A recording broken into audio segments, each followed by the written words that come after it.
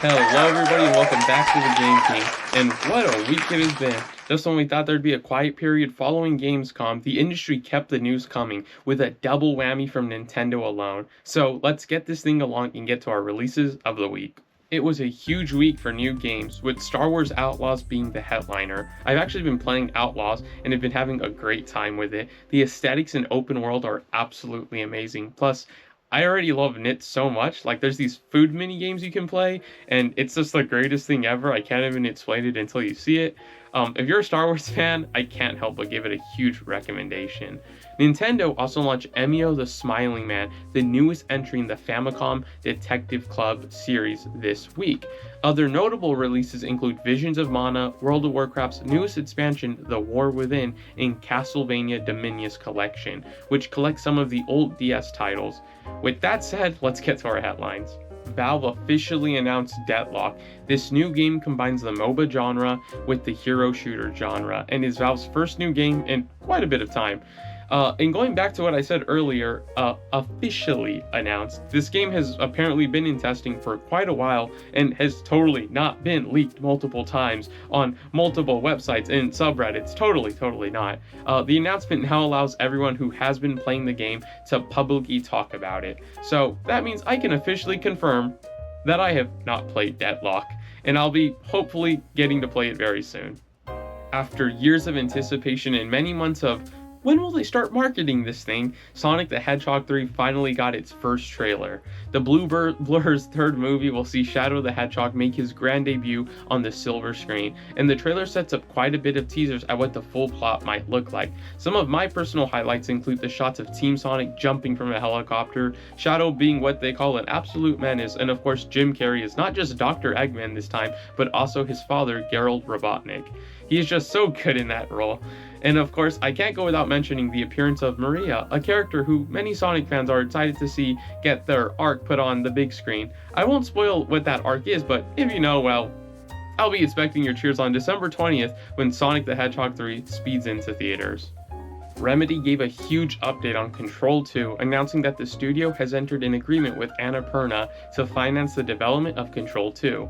After the success of Alan Wake 2, it's good to see Remedy continuing to be supported in the industry, especially by a studio that has been behind some of the most creative projects of the last couple years.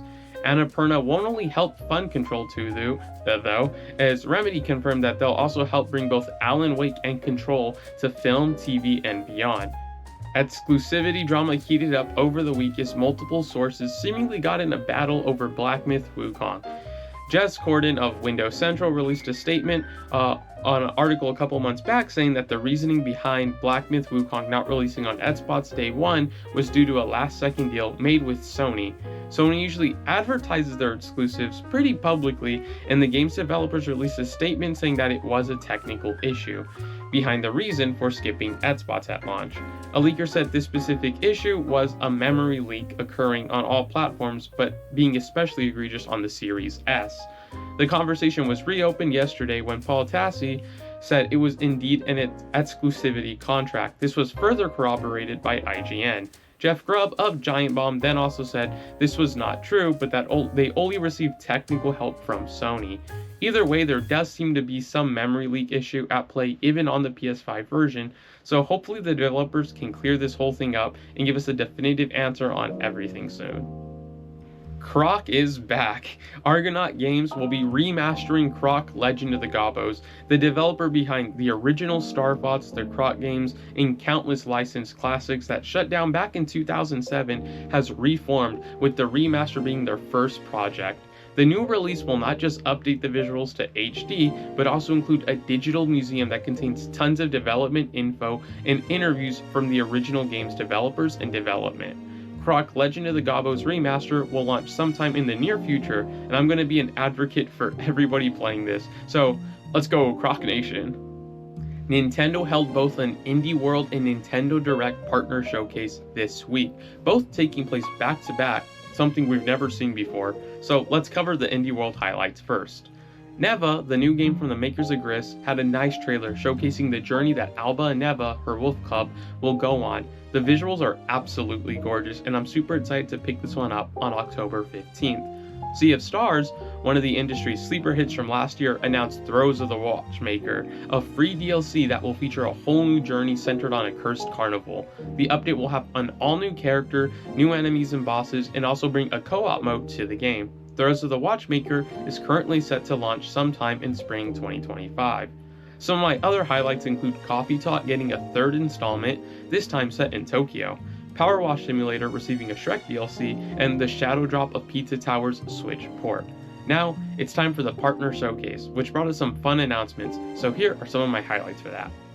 Tetris Forever, a collection of older versions of the iconic title, helmed by Digital Eclipse, is making its way to Switch. The game will include the original Famicom version of Tetris, Super Tetris 2 and 3, and even Tetris Battle Gaiden, along with many more versions of Tetris.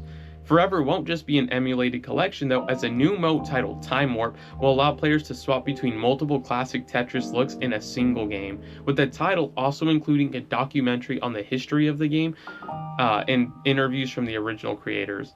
Tetris Forever is currently set to release later this year. Capcom also made an appearance with Capcom Fighting Collection 2, a collection that will bring together Capcom vs. SNK 1 and 2, Project Justice, Capcom Fighting Evolution, Street Fighter Alpha 3, Upper, Plasma Sword, and Power Stone 1 and 2. The collection is set to release in 2025 for PS4, Switch, and PC, and I'm so excited to be able to play Power Stone on a modern day console. This wasn't the only fighting game update though, as Capcom also confirmed that Marvel vs. Capcom Fighting Collection will be launching on September 12th. JRPG fans had a pretty heavy direct, with the remasters of Suikoden 1 and 2 making a reappearance after being delayed last year. The remasters will see all sprites and portraits redone in HD, with the combat now having 2x and 4x speeds. The remasters have been set for a March 6, 2025 release. Rune Factory also made an appearance, with Rune Factory Guardians of Azuma announced for a spring 25 release. Players will build their farms in the lands of Azuma, a place where the seasons disappeared. The trailer showcased lots of the new combat mechanics being introduced in the series, which is really nice since that was something I've never thought the series was particularly good at. And some of the people that will join you on your journey in rebuilding Azuma seem really cool also. The Legend of Heroes Trails in the Sky was also announced to be getting a remake, with a new Atelier Yumiya game, The Alchemist of Memories, and the Envision Land also getting revealed. I can't go without recapping the direct without bringing up my favorite announcement, My Sims Cozy Bundle, a collection that is porting My Sims and My Sims Kingdom to the Nintendo Switch. As somebody who played way too much of these as a kid, I can admit that they'd probably be better off with a remake due to, we'll say, design problems, but who cares, because I'm totally going to be there day one. And hey, who knows, if these sell, maybe we'll get a whole new game in the series. Quick note though, I would like to take it up with Nintendo's tweet that called this a retro re-release. You know, like, My Sims is only 17 years... never mind, I'm just gonna move on now. That wasn't it for Nintendo's news this week though, as they also released a pretty long video covering The Legend of Zelda Echoes of Wisdom. The gameplay trailer showcased the Still World, the place where both the King of Hyrule and Link were stolen away to. The Still World actually looks really awesome, with pieces of Hyrule floating around in the cosmic looking void. The trailer also revealed that the dungeons will have 2D side-scroller segments, which is a nice throwback to Zelda 2. Zelda will also be able to take on the Sword Fighter form, which basically lets her play as Link and swing a sword around.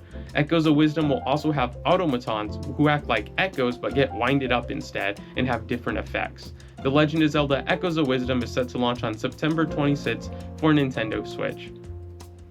With that, this has been the Game Fiend. The plan is to go on a 1-week break next week, although this might change if we have any huge announcements that take place next week.